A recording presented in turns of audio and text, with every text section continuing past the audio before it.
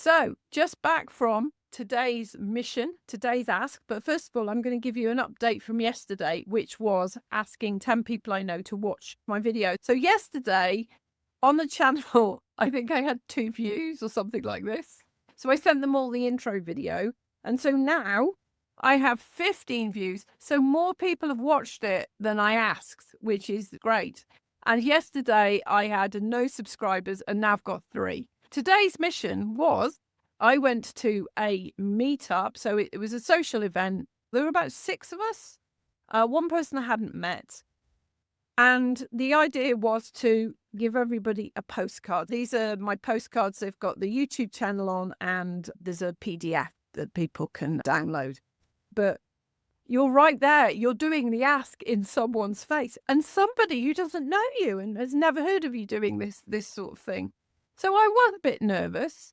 And you have this idea that you're stepping on people's toes and that you shouldn't be doing this. But in reality, it's fine. I once heard a sales trainer say, in all the years that she's been making offers, she does them respectfully and everything, no one's ever turned around and said, how could you do that? And of course, nobody did.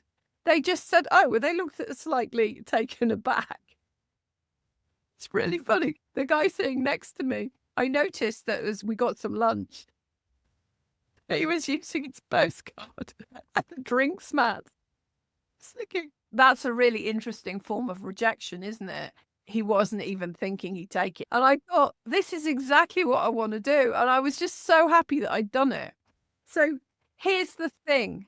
As I started to talk to somebody sitting opposite me and the pain of the hip replacement and just talk about the pain relief project, she started talking about her experience with pain.